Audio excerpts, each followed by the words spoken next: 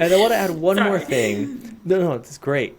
You mentioned the maturity aspect in calling them a big girl. The greatest compliment I've ever given Juniper is, wow, you're such a big girl. She beams.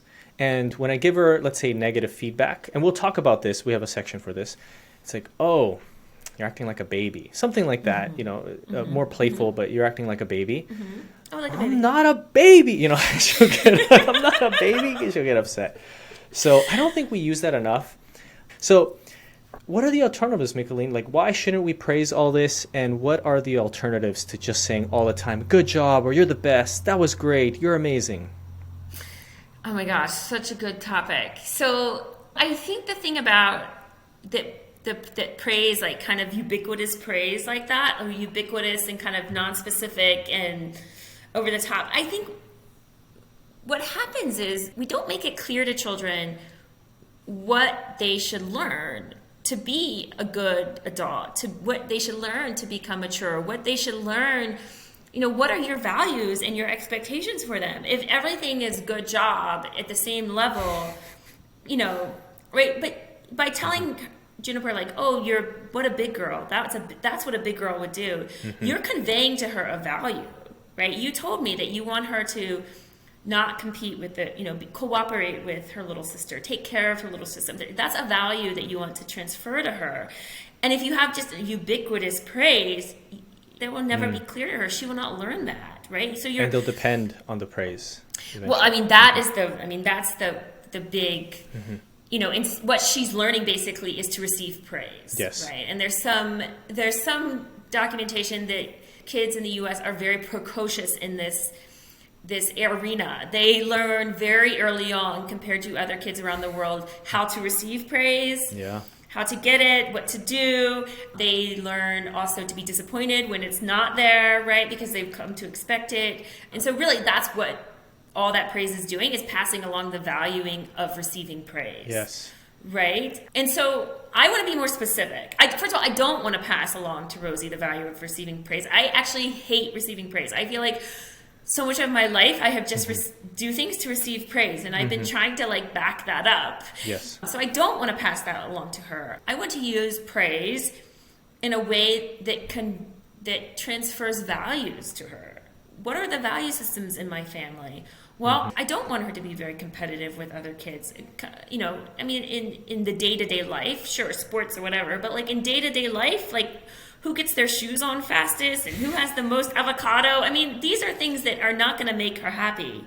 So I want to convey to her generosity and sharing and kindness and cooperation. These are the things that are tied to true happiness and good mental health. And so I use praise in a way that will convey that. And that's what other cultures do, right? It's not this thing that's there to beef up the child's confidence or self-esteem. And one could question whether you're doing that or not. Praise is there to convey particular knowledge about what's important to the family. Can I add something to this? Something just came to mind as you're talking about that, and how we're teaching children to depend on praise. And to do things for praise. And to do things for praise. And I wonder how correlated that is to right now with social media. Teens and young adults do things on TikTok and on Instagram, on social media, to receive those likes. And they're so dependent on those likes. And you are here in San Francisco. Many parents do try to control screen time as much as possible. But with praising, we're pretty much training them to depend on other people's validation to tell them that they did a good job, or to thrive on that validation. Oh, how many likes did I get on Instagram? Right? Yeah. What do you think about it? In fact, the woman that, the two women that wrote this book on praise, which is a fantastic book, I cite it in mine. It's academic, so it's very dense, but Miller and Cho, I emailed them a few times while I was writing the book, and one of them told me this exact thing. She thinks this is one of the reasons why social media exploded, right? Is because you have this population that's been raised to do things to get praise, and it's like you say, like constant praise, and a lot of it, the child starts to learn to look outward, right? And they're doing things to receive praise, to receive approval from the outside instead of internally.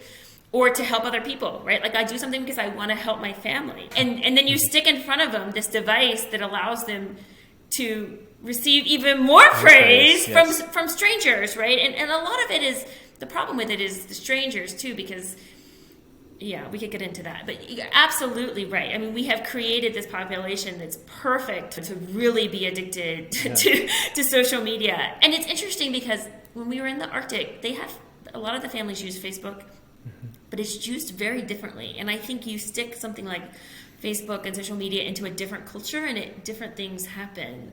But absolutely that social media is just this reinforcement, this almost like amped up tenfold, this looking outward and seeking approval, seeking connection, I would argue, that isn't there with three-dimensional people, that isn't there with adults, with their family, isn't there with their family, the people that are like in actually physically in their lives.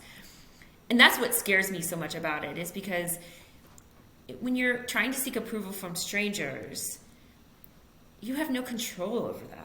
Right? Like there's no control. There's no, like, they're not treating you like a human. They don't care about you as a person, right? And how crushing that could be. For me, it's crushing. How crushing could that be for like a 10-year-old? Right? Absolutely. Michaeleen, I have to ask you, when Rosie is a teenager, I hope that you write us another book on how to work at, how to raise great teenagers, because I'm not sure if you saw, but Facebook recently announced they're changing their name to Meta, and it's going to be an entire augmented reality, virtual social media world.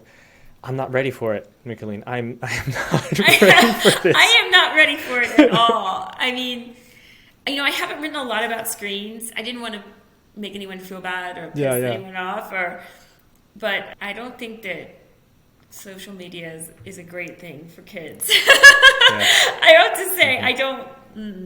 I agree. And I think it is a way of seeking a connection that's missing in At the home. family. And the book really, hopefully, teaches parents how to create that connection.